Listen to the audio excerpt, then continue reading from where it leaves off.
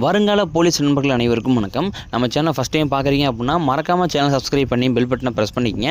நண்பர்கள் எல்லாமே கேட்குறது என்ன அப்படின்னா, இனிமேல் பிசியோட ஓவரால் ரிசல்ட் பப்ளிஷ் பண்ணாமல் இருக்காங்க. எப்போ தான் பப்ளிஷ் பண்ணுவாங்க? கிட்டத்தட்ட பார்த்தீங்கன்னா 2023 நடந்த எக்ஸாமுக்கு இன்னுமே 2024 முடிய போகுது. இன்னுமே பார்த்தீங்கன்னா ஏன் இவ்வளோ காலதாமதம் அப்படின்னு நிறைய பேர் கேட்டிருக்கீங்க. அதை பற்றி வெளியில் முழுசாக பார்க்க போகிறோம். நம்ம சேனல் ஃபஸ்ட் டைம் பார்க்குறீங்க அப்படின்னா மறக்காமல் சேனல் சப்ஸ்கிரைப் பண்ணி பெல் பட்டனை ப்ரெஸ் பண்ணிக்கங்க. இப்போ ரீசெண்டாக பார்த்தீங்கன்னா அதாவது இந்த 56, 57 மார்க், 58 மார்க் எடுத்த நம்பரில் மீண்டும் ஃபிசிக்கலுக்கு கூப்பிட்டுருந்தாங்க.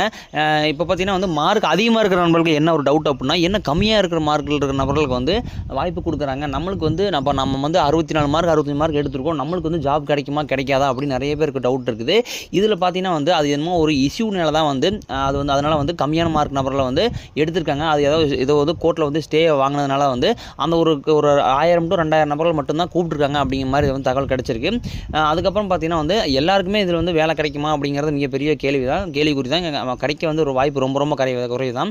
ஏன்னா அதில் பார்த்தீங்கன்னா ஓவரால் கட் ஆஃப் பார்த்தீங்கன்னா எப்படியும் குறைஞ்சபட்சம் 85க்கு மேலே தான் வரப்போகுது. அதனால் பார்த்தீங்கன்னா அதோட கம்மியான மார்க் எடுத்த நபர்களுக்கு வாய்ப்பு ரொம்பவே குறைவு தான் கிடைக்கிறதுக்கு. ஒருவேளை பார்த்தீங்கன்னா அவங்க ஸ்போர்ட்ஸில் இந்த மாதிரி எதுலையாவது மார்க்கில் ஏதாவது இம்ப்ரூவ்மெண்ட் இருந்தால் மட்டும்தான் அவங்களால உள்ளே வர முடியும். ஏன்னா எனக்கு ஓவராலே பார்த்தீங்கன்னா 70, 82, 83 தான் வருது அப்படின்னா ரொம்பவே டேஞ்சரஸ் ஒன்று தான். ஏன்னா வேகன்சியும் ரொம்ப குறைவான வேகன்சி தான். 3000 சில்லரை மட்டும்தான் கொடுத்துருந்தாங்க. அதுலேயும் பார்த்தீங்கன்னா கேர்ள்ஸுக்கெல்லாம் போக மீதி பார்த்தீங்கன்னா ரொம்ப குறைவான வேகன்சியாக இருக்க போகுது. அதனால் காம்படிஷன் இந்த இடம் ரொம்ப ஹெவியாக இருக்க போகுது. அதனால் பார்த்தீங்கன்னா கண்டிப்பாக எப்படியும் ஓவரால் 85க்கு மேலே தான், 85 எடுத்திங்கன்னா சேஃபு 85க்கு மேலே தான் இருக்க போகுது.